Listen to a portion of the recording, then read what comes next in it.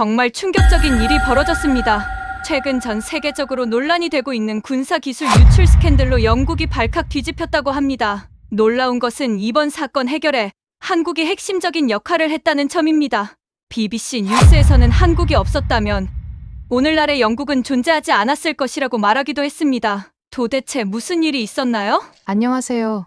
저는 런던 중심부에 위치한 권위 있는 싱크탱크인 국제문제연구소의 선임 연구원 올리버 허입니다. 저는 20년 넘게 글로벌 안보의 복잡성을 분석하는 데 경력을 쌓아왔으며 특히 유럽과 미국이 중심이 된 복잡한 동맹과 군사력의 그물망인 서구, 체제에 중점을 두고 연구해왔습니다. 제가 생각하는 세계에서 아시아는 항상 주변부에 머물렀고 냉전 이후 구축된 나토, 펜타곤, 거대한 방위 네트워크의 거대한 유산에 가려진 먼 뒷전으로 밀려났습니다. 아시아 국가를 떠올리면 일본과 같은 경제, 허브나 중국과 같이 지정학적 체스판에서 분명한 역할을 하는 떠오르는 거인 국가들의 이미지가 떠올랐습니다. 하지만 제게 한국은 거의 떠오르지 않았습니다. 불안정한 한반도에 자리 잡고 호전적인 북쪽 이웃의 그늘에 늘 가려져 있고 미국의 보호 아래에 있는 작고 보잘것없는 나라였습니다. 물론 지도에서 서울을 정확히 찾아낼 수는 있지만 삼성 스마트폰과 현대 세단을 생산하는 국가의 수도라는 점은 놓치기 어렵지만 그 외에는 군사 강국이라는 제 머릿속에서 한국은 별다른 비중을 차지하지 못했습니다. 방위 산업은요? 별로입니다. 전략적 관련성. 기껏해야 미미했습니다. 저는 항상 한국은 자국의 생존에 너무 몰두한 나머지 글로벌 무대에서 의미 있는 영향력을 행사하지 못하는 나라라고 생각했습니다. 대통령도 없는 나라, 그것도 정치적 격변기에 있는 나라가 국제 안보의 큰 틀에서 어떤 기여를 할 수 있을까요?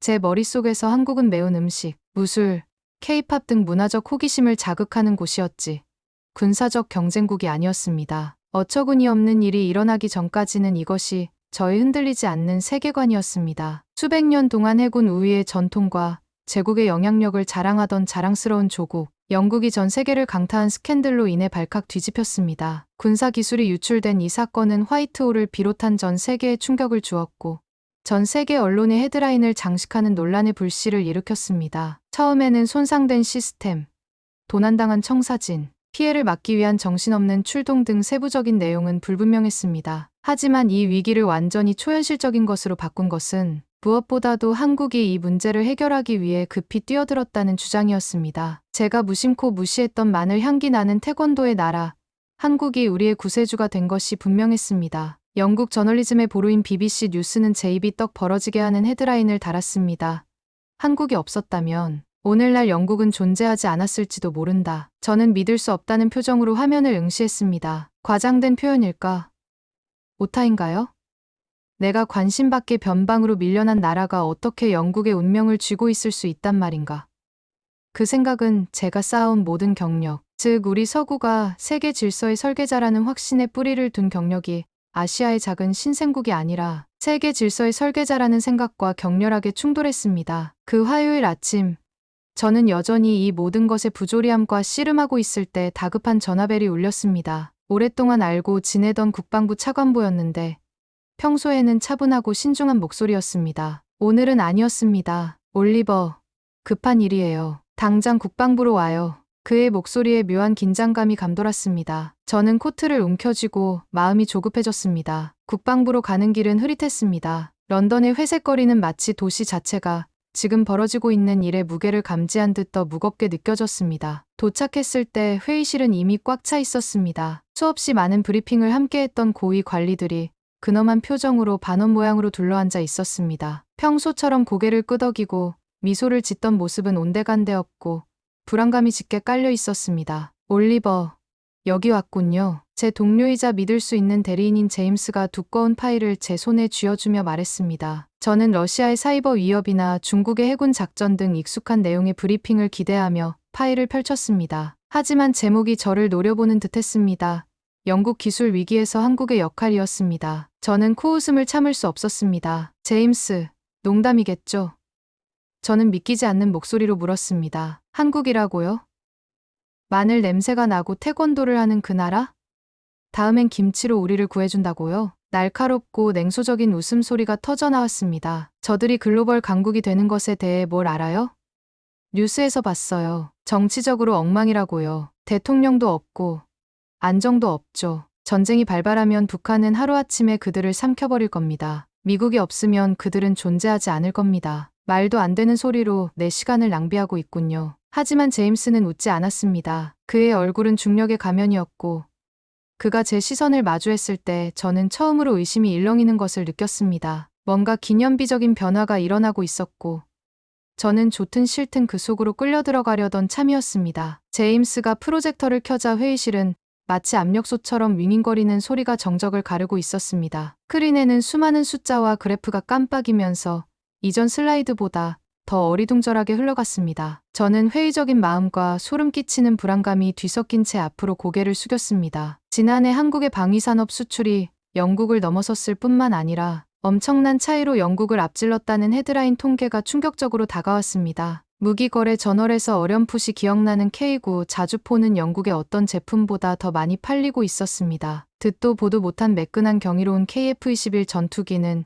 우리 최고의 전투기에 필적하는 사양으로 생산 라인에서 굴러가고 있었습니다. 그리고 미국이나 러시아 같은 초강대국의 영역이라고 생각했던 장거리탄도 미사일 시스템도 있었는데 지정학적 약소국으로 치부했던 우리나라는 전혀 그렇지 않았습니다. 자료에 따르면 이 미사일들은 모두 한국이 독자적으로 개발한 것으로 성능과 가격, 경쟁력이 매우 뛰어나서 우리의 동맹국인 유럽 국가들이 영국산 하드웨어를 버리고 한국산 대안을 선택하고 있다고 합니다. 저는 그 수치를 곁눈질하며 거부감을 느꼈습니다. 이건 말도 안 돼요. 저는 제임스가 들을 수 있을 만큼 큰 소리로 중얼거렸습니다. 말도 안 돼요. 그들이 이 기술을 우리에게서 훔쳤거나 미국인들이 리버스 엔지니어링에서 새로운 라벨을 붙였을 거예요. 그리고 그들의 인구는 줄어들고 있지 않나요?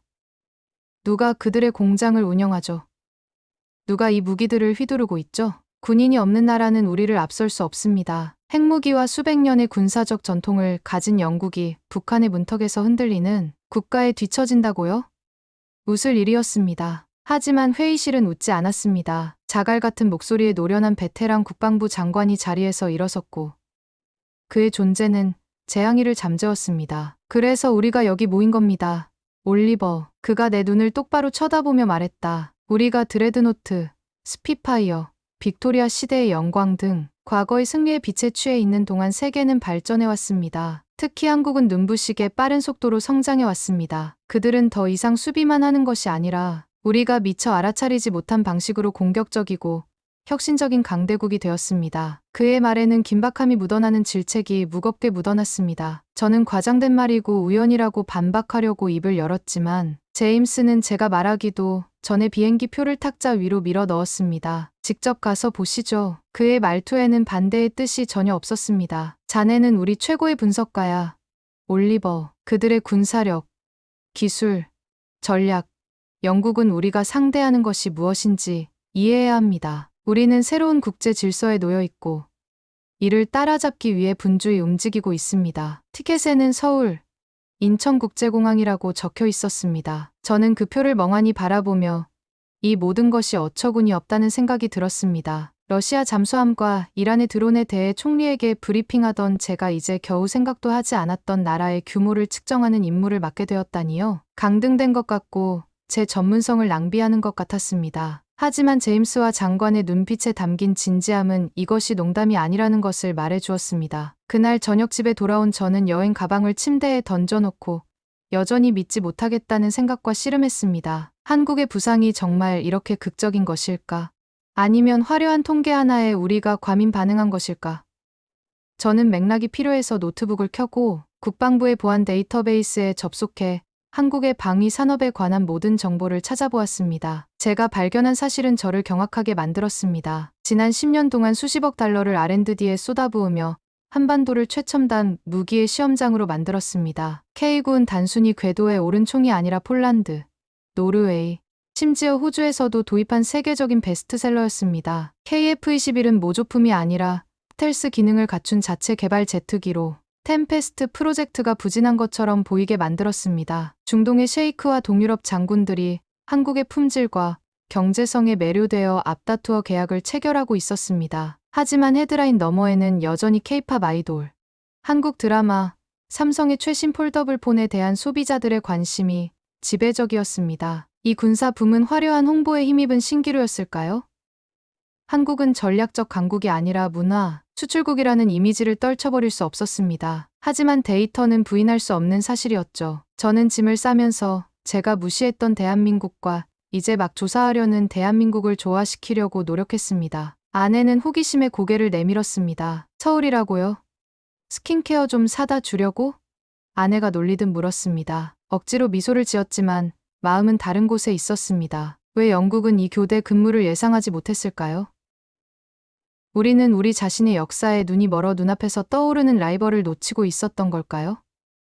다음 날 아침, 저는 주머니에 든 항공권을 들고 비행기에 몸을 실었습니다. 분석가로서 저는 감정과 자존심, 제국의 우월감을 배제하는 객관성에 자부심을 갖고 있었습니다. 이제 한국은 제가 냉정하고 냉철하게 조사해서 풀어야 할 퍼즐이었습니다. 어떤 가정도, 어떤 편견도 없이요. 엔진이 굉음을 내며 런던이 제 밑으로 쪼그라들었습니다. 저는 구름을 바라보며 한 가지 의문이 저를 갉아먹었습니다. 정말 한국이 우리를 덮쳤을까? 그렇다면 우리는 어떻게 그런 일이 일어나도록 내버려뒀을까? 13시간의 고된 비행 끝에 인천국제공항에 도착한 저는 눈이 부신 채로 비행기에서 내렸고 항상 상상했던 한국, 즉 미국의 코트테일에 붙어있는 소박하고 약간은 혼란스러운 아시아의 한 조각을 떠올렸습니다. 하지만 저를 맞이한 것은 제 눈을 번쩍 뜨게 하는 놀라운 광경이었습니다. 런던 히드로 공항의 낡고 어수선해 보였던 터미널은 현대적 감각으로 반짝반짝 빛나고 있었습니다. 유리벽이 하늘로 뻗어 완벽하게 푸른 하늘을 비추는 가운데 로봇팔이 조용히 윙윙거리며 섬뜩할 정도로 정밀하게 수화물을 분류하고 있었습니다. 늘 그렇듯 줄을 서서 기다리는 사람들과 까칠한 직원들을 기대하며 입국 심사대로 다가갔지만 그 대신 매끈한 키오스크가 줄지어 서 있었습니다. 여권을 꺼내기도 전에 스캐너가 깜빡이며 제 얼굴을 읽더니 선명한 영어로 어서 오세요. 허씨라는 정중한 인사말을 내뱉었습니다. 양식도 없고 번거로움도 없이 매끄럽게 처리되었습니다. 수화 로봇이 나타나서 필요 없는 옵션으로 화면을 깜빡이는데 저는 어쩔 줄 몰라 했습니다. 제가 조롱했던 아시아의 작은 나라가 아니라 공상과학 소설 속 세트장이 현실로 나타난 것이었습니다. 국방부의 브리핑을 들으며 이미 흔들리고 있던 제 선입견은 이정훈 대령이 제 쪽으로 걸어오면서 깨지기 시작했습니다. 흠잡을 데 없는 제복을 입은 훤칠한 키에 그는 손을 내밀며 눈을 2번 깜빡일 정도로 완벽한 영어로 인사를 건넸습니다. 허씨, 서울에 오신 것을 환영합니다. 그가 따뜻한 미소를 지으며 말했다. 통역은 필요 없겠죠. 저는 그의 자신감과 언어, 장벽에 부딪혀 더듬거릴 거라고 생각했던 사실에 당황하여 멍청하게 고개를 끄덕였습니다. 리는 운전자가 보이지 않는 도로변에 주차된 날렵한 현대 수소 전기차로 저를 안내했습니다. 레벨 4 자율주행입니다. 문이 닫히고 차가 미끄러지듯 움직이기 시작하자 그가 설명했습니다. 서울의 전력망 전체가 연결돼 있습니다. 저는 넋을 잃은 채 창문에 얼굴을 들이밀었습니다. 미래학자가 스케치북에 그린 그림처럼 도시가 펼쳐졌습니다. 전기차가 우뚝 솟은 고층 빌딩 사이를 조용히 지나가고 그 외관은 아침 햇살에 반짝이는 태양광 패널로 장식되어 있었습니다. 디지털 광고판에는 홀로그램 광고가 흘러나오고 로봇 청소기가 인도를 따라 빠르게 움직이며 쓰레기를 빨아들이고 있었습니다. 제가 비웃었던 1970년대의 대한민국이 아니라 런던보다 10년은 앞서 있는 듯한 대도시였습니다. 당신이 상상했던 한국은 이미 오래전에 사라졌습니다. 이 회장이 제 시선을 사로잡으며 말했습니다. 우리는 디지털 트랜스포메이션을 넘어 AI 중심 사회로 도약했습니다. 그의 말은 도전처럼 다가왔고 저는 북한의 위협에 왜소해진 국가라는 제 머릿속 이미지와 이 말을 조화시키려고 애썼습니다. 용산에 위치한 국방부 청사에 도착하자 요새 같은 건물 내부가 첨단 기술을 통해 부드러워졌습니다. 생체 인식 스캐너가 보안 검색대를 통과하자 홀로그램 가이드가 앞을 가로막고 무균 조명이 비추는 회의실로 안내했습니다. 내부에서 이 부회장이 패널을 터치하자 벽이 거대한 스크린으로 변했습니다. 한국 방위산업의 3D 홀로그램이 구체화되었는데 지도 위에 점으로 찍힌 핀들이 각각 무기 체계와 연결되어 있었습니다. 우리는 세계 5위의 방산 수출국입니다. 그는 자부심에 찬 목소리로 말을 시작했습니다. K9 자주곡사포요. 동급 세계 최고죠. KF-21 전투기는요. 템페스트 프로젝트보다 앞선다고요. 저는 어리둥절한 표정으로 수출 거래, 성과 지표, 비용 비교 등의 통계가 스크롤되는 것을 바라보았습니다. 영국이 따라올 수 없는 기술 도약이라고 생각했던 군용 AI 드론이 홀로그램 군집 비행을 하고 있었습니다. 모두 자체 개발했습니다. 라고 리는 제 의심을 불식시키며 덧붙였습니다. 미국이나 다른 누구의 도움도 받지 않았습니다. 다음 날 아침, 그는 저를 평택의 한군 기지로 데려다 주었고, 서울 외곽의 시골 풍경에는 자동 관계 드론, 태양광 발전 초소 등 제가 무시할 수 없는 기술들이 곳곳에 있었습니다. 기지에는 KF-21이 활주로에 반짝반짝 빛나고 있었고 5세대 디자인은 한국의 야망을 극명하게 보여주었습니다. 우리는 국방 예산을 GDP의 3%로 늘렸습니다. 이 대통령은 일정표가 빼곡히 적힌 태블릿을 건네주며 말했습니다. 아직도 2%에 머물러 있습니다. 현무사 미사일, 차세대 잠수함, 무인기 함대 등 모든 것이 제 예상을 뛰어넘는 국산 무기입니다. 미사일 시험장에서 이 대통령은 폭탄을 떨어뜨렸습니다.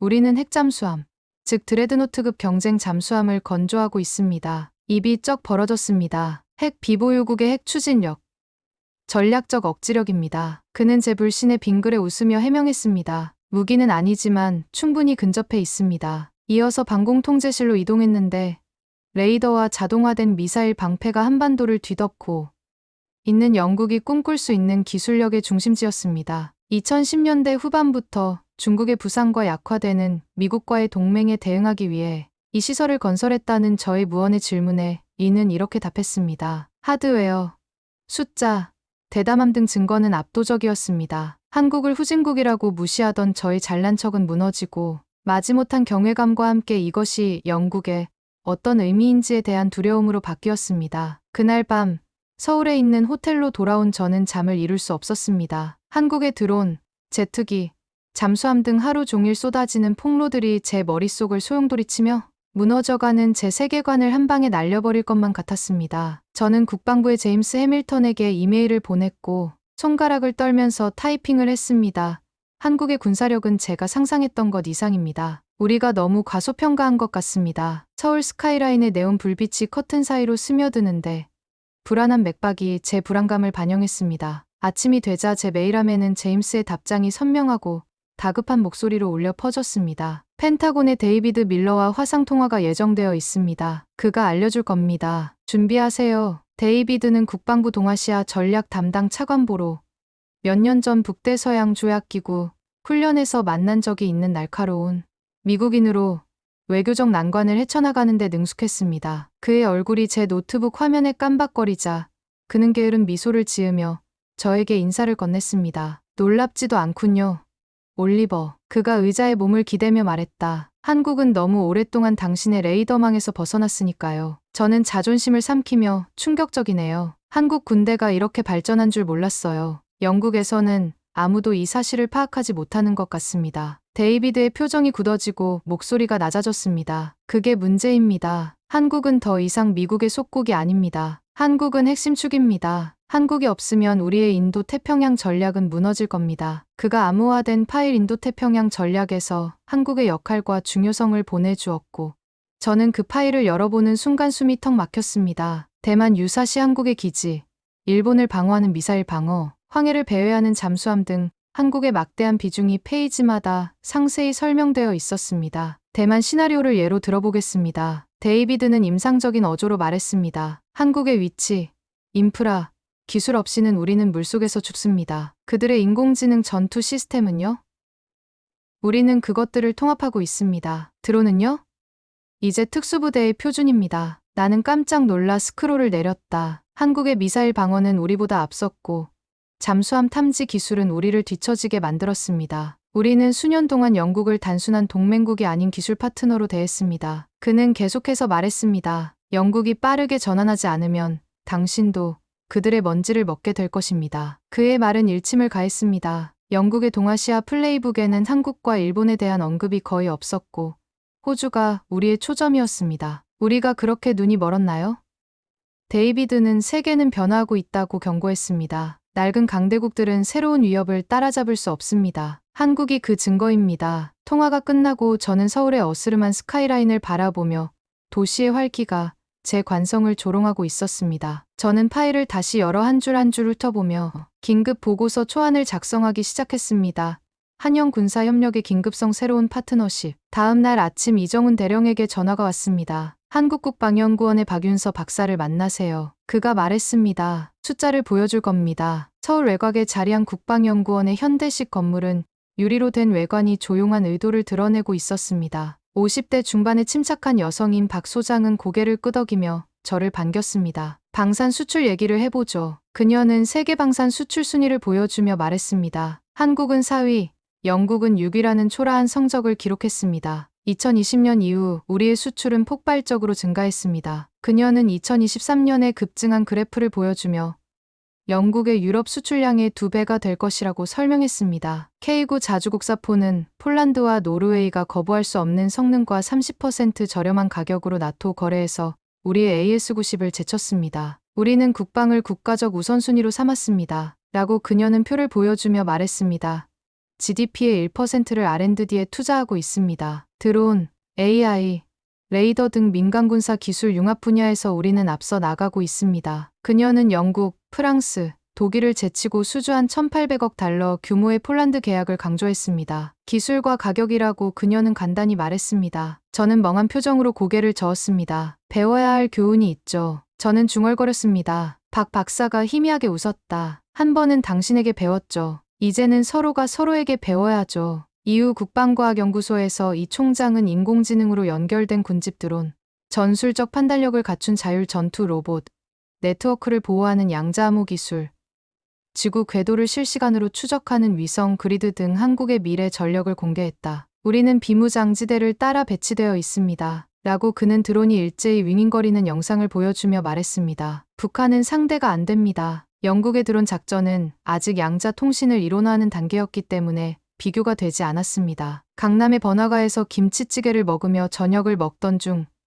리가 몸을 기울였습니다. 우리가 이걸 보여주는 이유는 파트너십을 원하기 때문입니다. 당신의 경험과 우리의 기술, 새로운 시너지를 원하기 때문입니다. 저는 그의 제안에 무게가 실리면서 고개를 끄덕였습니다. 한국은 단순한 군사 강국이 아니라 문화기술 강국이자 K-팝과 드라마로 무기 판매를 늘리고 있었습니다. 제가 알고 있던 세상이 무너지고 있었고 한국은 새로운 규칙을 쓰고 있었습니다. 히드로 공항으로 돌아오는 비행기는 13시간 동안 구름만 바라보며 조용히 흐릿해졌지만 제 마음속의 폭풍을 잠재우지는 못했습니다. 터미널에 들어서자 뒤엉킨 줄, 깜빡이는 간판, 희미한 디젤 택시 소리 등 런던의 익숙한 혼돈이 마치 시간을 거슬러 올라간 것처럼 느껴졌습니다. 서울의 세련된 효율성은 이 낡은 제국의 중심지와는 극명한 대조를 이루며 제 감각에 오래도록 남아있었습니다. 제임스 해밀턴은 기대와 긴장이 뒤섞인 얼굴로 공항에 도착해 기다리고 있었습니다. 올리버, 당신이 보낸 모든 메시지를 읽었어요. 그가 제 어깨에 박수를 치며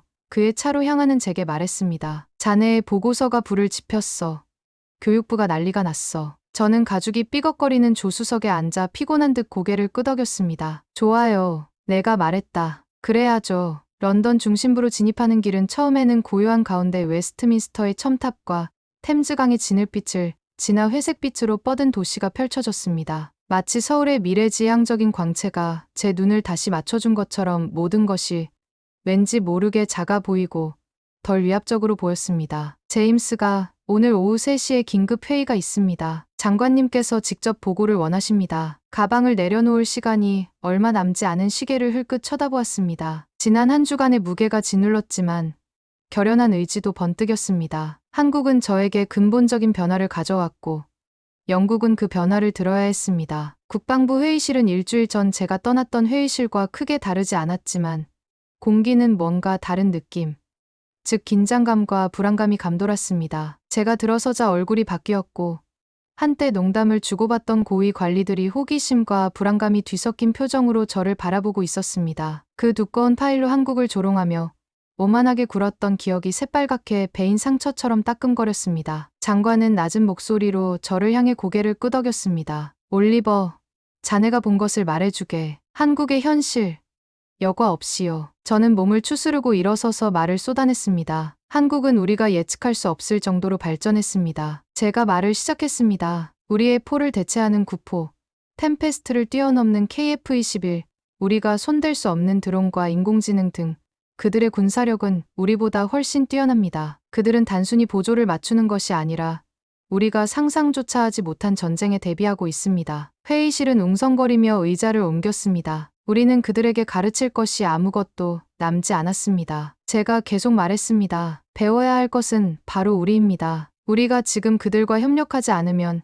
10년 후 영국은 언급할 만한 군사 강국이 될 수 없습니다. 이어진 침묵은 장관이 천천히 내쉬는 숨소리로만 깨졌습니다. 내일 한국과의 전면적인 협력을 발표할 겁니다. 그가 말했다. 올리버, 자네가 발표하게. 나는 고개를 끄덕였고 원하지 않았지만 거부할 수 없는 책임감이 망토처럼 내려앉았습니다. 사무실로 돌아와 의자에 앉아 창밖으로 템즈강이 반짝이는 모습을 바라보았습니다. 런던의 스카이라인인 빅벤, 샤드가 더 이상 지배하지 않는 과거의 기념비처럼 얼어붙은 느낌이 들었습니다. 현지 언론은 이 소식을 전하며 대영 제국의 결단이라는 제목으로 자부심과 불신이 섞인 헤드라인을 뽑았습니다. 제 메일함에는 이정훈 대령에게 우리 팀이 이번 주말에 도착합니다. 새로운 시작이죠.